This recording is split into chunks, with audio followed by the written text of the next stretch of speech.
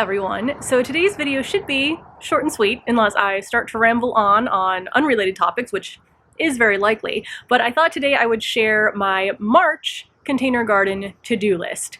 That way, if you are in a similar growing zone, so again, I'm in 6A, although sometimes I tend to plant more like a 5B, then you can kind of follow along with some of the tasks that I'm doing. And also, if there's anything you normally do that I'm forgetting about, let me know down below in the comments. But I have my list right here, and I figured I'll just go through these semi-quickly. Now, it is March, so we're still not really like in the thick of gardening, but this is kind of when things start to kick off for the season, so I'm really excited. So my first task on my to-do list is to clean out my remaining raised bed that I didn't already clean out. So most of my raised beds are empty unless they have tulip bulbs planted that I'll be growing this spring, but one raised bed in the back corner on the front deck I didn't do anything to. I basically left everything as it is, so I need to pull some plants that aren't going to come back. I need to cut back some of the perennials, and then I don't want to do too much though because I did sow some seeds in there because I'm going to try to make it a native raised bed garden, so we'll see how that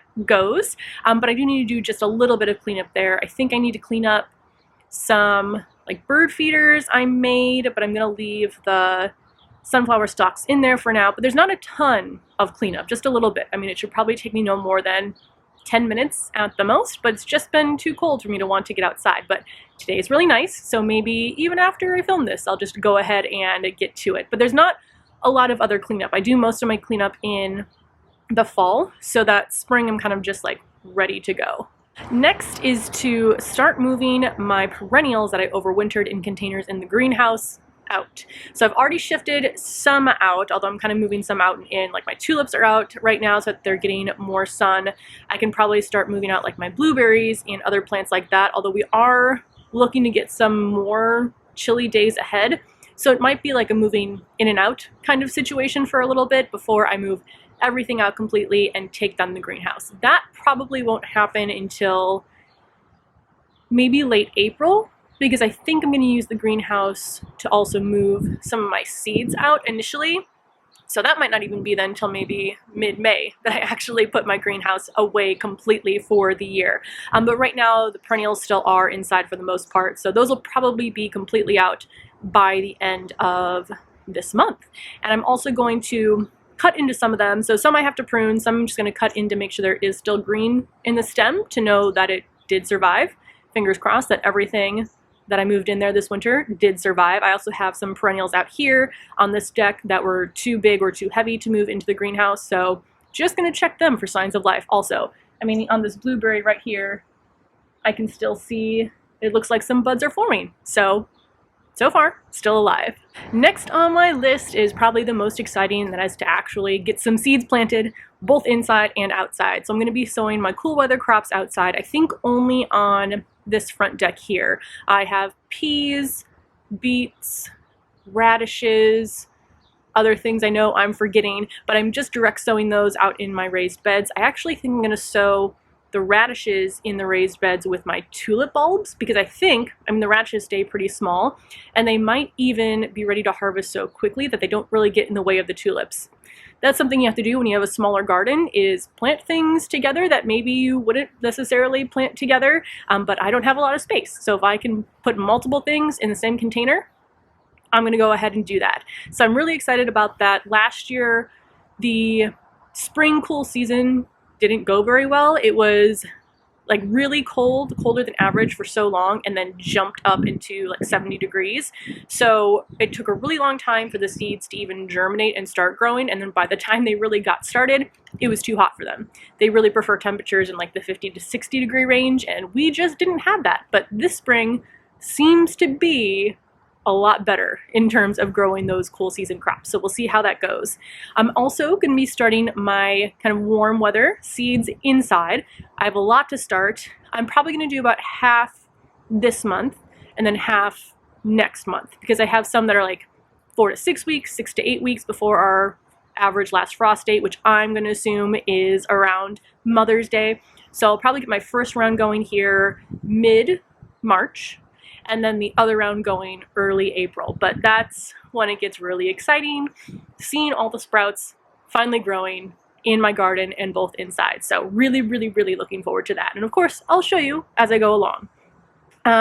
Next, I think I slightly mentioned this, but pruning my berry bushes and roses. So I have 2 raspberry bushes that I need to prune. I will prune these 2 blueberry bushes, although they are, well, all of my plants are a bit on the younger side, so I'm not going to prune a ton off of my blueberries.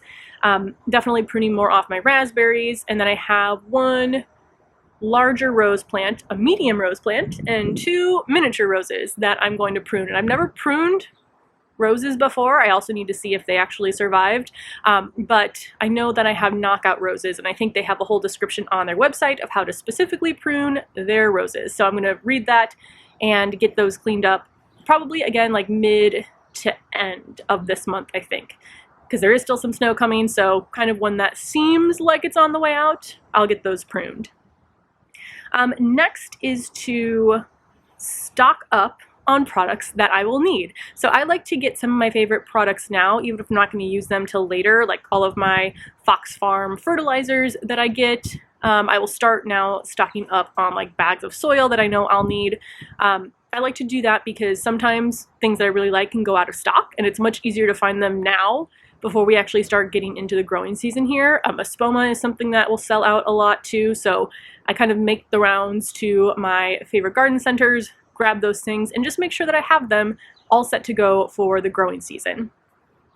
Next is to check on my hose spigots. So we have a hose spigot on this deck, one on the back deck, and I think every year since we moved in, one of them has been leaking. So this house is about 20 years old, and I don't think the previous owners ever used the hose spigots up here. Like, I don't think they had a garden, so they had no reason to turn on the hose water. So I think that they've just kind of corroded over the years, the internal pieces, and both years we've had to have a plumber come out and replace just the internal pieces. It wasn't that expensive because it was just like taking off the handle and, I don't know, replacing what was inside. Nothing more intense than that. So it's been something that's a relatively easy fix, but I want to check it now and make sure it's okay. So I'm probably going to wait till, again, end of this month. I'll turn the water on inside the house, I'll run it, and then assuming that it looks good, because I've seen the leak basically right away when I've turned it on in the past. If it's not leaking behind the handle, I'll turn it off, turn the water back off until I'm ready to actually get it going. April, I think, is when I'm going to actually set up my drip system, so I want to make sure that the hose faucets and everything is working before then. But speaking of my drip irrigation, what I'm going to do this month is, so I have my irrigation out here still laid out where it has been. I basically leave that out every winter. And then I have a bunch of other pieces and systems inside. I've never had a system on the back deck, so I'm going to get that set up. But I need to go and look through everything and just make sure I have all of the pieces that I need. And if I need to order something else, I'm going to order it. Because again, I'd rather be prepared ahead of time than as I'm going around setting it up, realizing I don't have a piece, ordering it, have to wait a few days or a week to get it. So that is my plan, to kind of go through, make sure I have everything, get it organized and ready to go for April.